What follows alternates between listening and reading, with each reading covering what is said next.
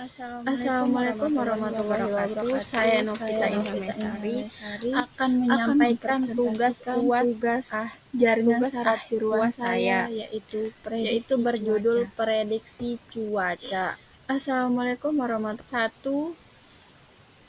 Sebuah kasus dalam penerapan jaringan saraf tiruan dalam sehari-hari yaitu salah satu prediksi cuaca.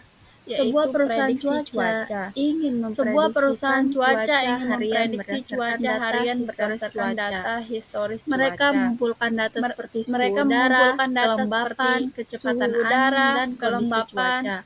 Pada hari-hari sebelumnya, perusahaan tersebut memutuskan untuk menggunakan jaringan saraf tiruan untuk memprediksi cuaca di masa depan. Langkah-langkah dalam studi kasus untuk memprediksi cuaca meliputi 1. Kumpulan data. Perusahaan cuaca mengumpulkan data historis. Perusahaan cuaca mengumpulkan data seperti stasiun cuaca dari berbagai sumber seperti stasiun cuaca dan perangkat sensor. Pemrosesan data. Data cuaca mungkin mengandung kecacatan seperti nilai yang hilang atau data yang tidak konsisten. Pembagian data cuaca kemudian dibagi menjadi set pelatihan dan set pengujian. Pembuatan model jaringan saraf tiruan. Setelah data terbagi, model jaringan saraf tiruan dibuat untuk memilih jumlah lapisan tersembunyi. Jumlah neuron dalam setiap lapisan dan fungsi model jaringan saraf tiruan dilatih menggunakan data cuaca historis. Pelatihan model jaringan saraf tiruan dilatih menggunakan data cuaca historis. Pembagian data. Dan keenam ada pengujian dan evaluasi. Setelah jaringan saraf tiruan dilatih, diuji menggunakan data cuaca baru dari set pengujian menggunakan data cuaca baru. Dari set prediksi cuaca di masa depan. Setelah jaringan saraf tiruan dievaluasi di masa depan dan dinyatakan berhasil, perusahaan cuaca dapat menggunakan model tersebut untuk memprediksi cuaca di masa depan berdasarkan data cuaca baru. Termasuk dalam kelas atau jenis aplikasi jaringan sistem tiruan apakah topik prediksi cuaca.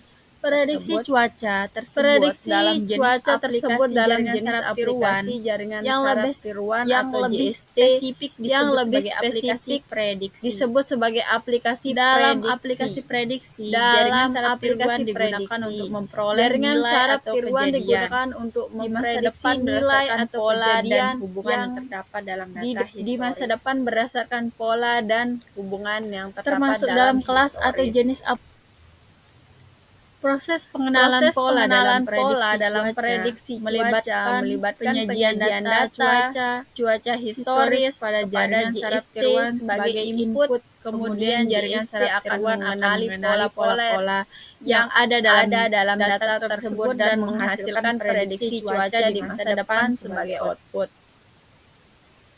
Penjelasan arsitektur jaringan saraf tiruan. Pada gambar di samping inilah ada input, hidden layer, dan output layer. Jaringan saraf tiruan.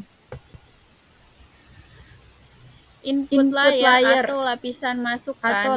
Lapisan ini menerima input atau fitur yang digunakan untuk mempelajari pola dalam data. Dalam prediksi cuaca, input layer dapat menerima variabel cuaca seperti kelembapan, kecepatan angin, dan lainnya.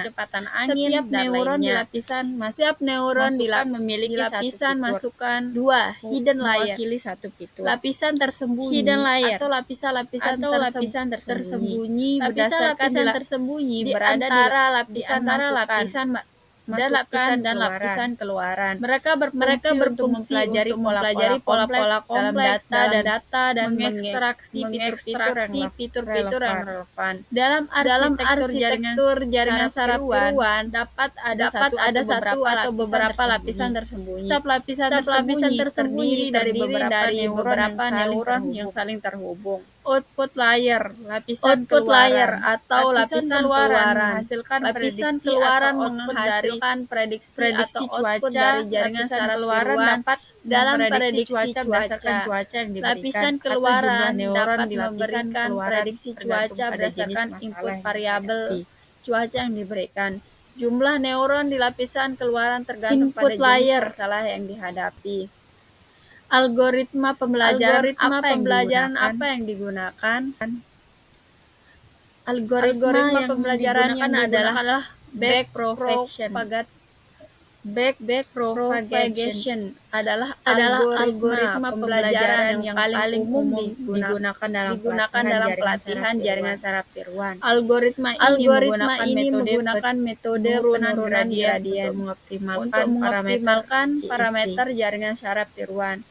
Proses melibatkan perhitungan gradien dari fungsi kesalahan adalah atau loss function terhadap parameter jaringan saraf tiruan adalah dan kemudian pembelajaran yang paling umum digunakan dalam pelatihan jaringan saraf tiruan. Fungsi aktivasi apa yang digunakan? Fungsi aktivasi apa yang digunakan? Yaitu fungsi aktivasi sigmoid didefinisikan sebagai berikut. Sigmoid. Fungsi ini menghasilkan keluaran dalam rentan 0 hingga 1. Sigmoid mengubah input menjadi probabilitas dalam rentan 0 hingga 1, sehingga berguna dalam masalah fungsi ini menghasilkan keluaran dalam rentan 0 Fungsi hingga aktivasi 1. apa yang digunakan? Sigmoid mengubah input menjadi probabilitas Yaitu dalam fungsi rentan 0 aktivasi hingga sigmoid 1, didefinisikan sehingga sebagai berguna berikut. dalam masalah Fungsi ini menghasilkan klasifikasi keluaran dalam rentan berikut